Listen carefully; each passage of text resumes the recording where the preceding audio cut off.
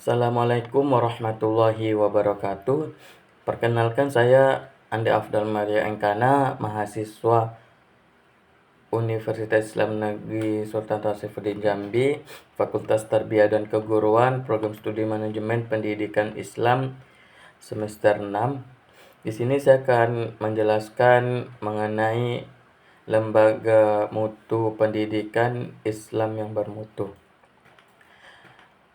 Adapun membangun lembaga pendidikan Islam bermutu, sebelumnya selamat datang di presentasi mengenai tentang bagaimana kita dapat bersama-sama membangun lembaga pendidikan Islam yang berkualitas. Dalam sesi ini saya akan membawa kawan-kawan semua untuk menjelajahi berbagai pilar dari strategi untuk mencapai keunggulan dalam pendidikan Islam. Baik, mengenai membangun lembaga pendidikan Islam bermutu, ini mencakup dari visi dan misi membangun lembaga pendidikan Islam bermutu.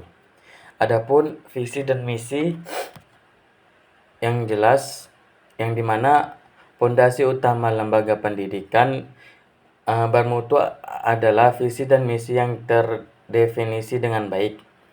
Visi harus menjadi impian besar yang ingin dicapai, sementara misi adalah langkah-langkah yang konkret untuk mewujudkan visi tersebut.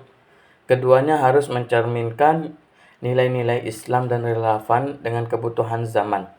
Visi yang inspiratif akan memotivasi seluruh sivitas akademi, mulai dari guru, siswa, hingga orang tua, untuk bergerak bersama mencapai tujuan mulia. Misi yang jelas akan menjadi panduan dalam setiap kebijakan dan program yang akan dijalankan. Adapun pembahasan selanjutnya itu mengenai kurikulum integral dan relevan. Yang dimaksud dengan kurikulum integral dan relevan, integrasi ilmu, menggabungkan ilmu agama dengan ilmu umum secara harmonis, menciptakan lulusan yang cakap dunia dan akhirat. Dan pengembangan karakter, menekankan pendidikan akhlak mulia, kepemimpinan, dan kemandirian siswa berdasarkan nilai-nilai Islami.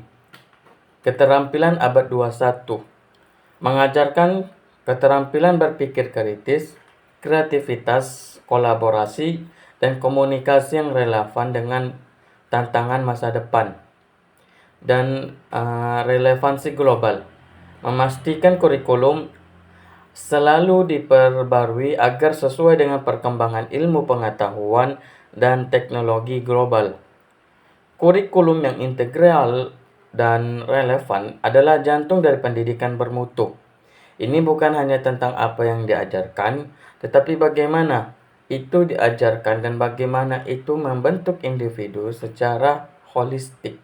Baik, pembahasan selanjutnya, fasilitas modern dan lingkungan belajar yang kondusif. Adapun fasilitas modern dan lingkungan belajar kondusif ini sangat mendukung, karena fasilitas yang dapat memadai tidak hanya mendukung proses belajar mengajar, tetapi juga menciptakan suasana yang inspiratif, perpustakaan yang lengkap, laboratorium yang canggih, ruang kelas yang nyaman, dan area ibadah yang tenang adalah bagian yang sangat-sangat penting.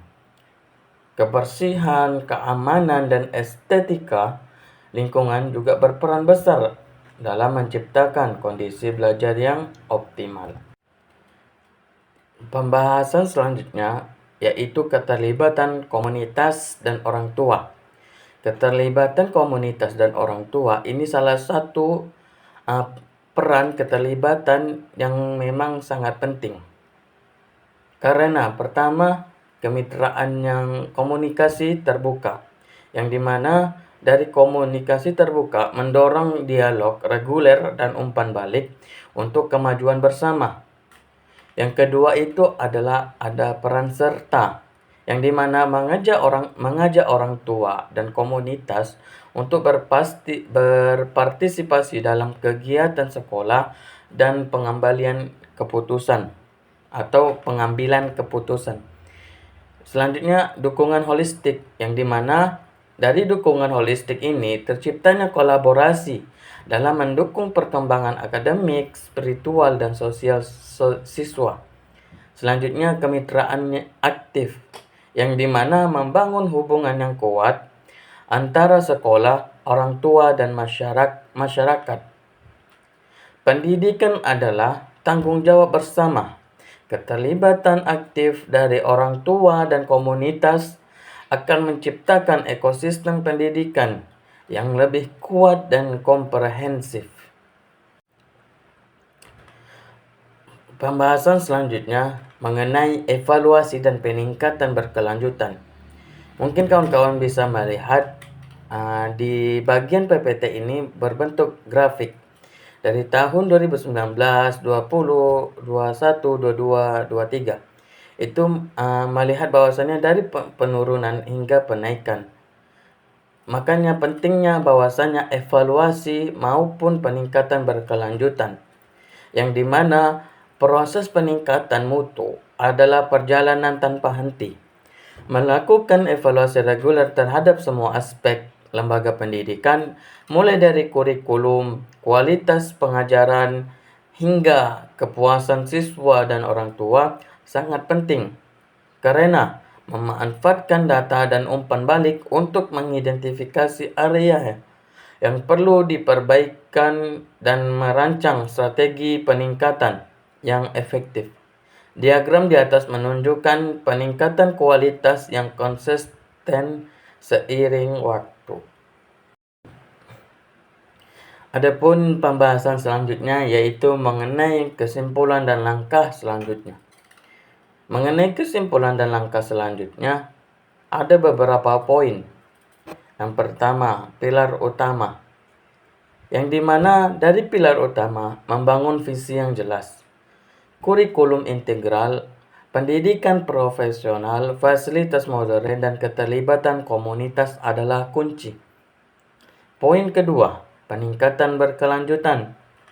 Dari poin kedua mengenai peningkatan berkelanjutan, evaluasi dan perbaikan terus-menerus adalah keniscayaan untuk mencapai keunggulan.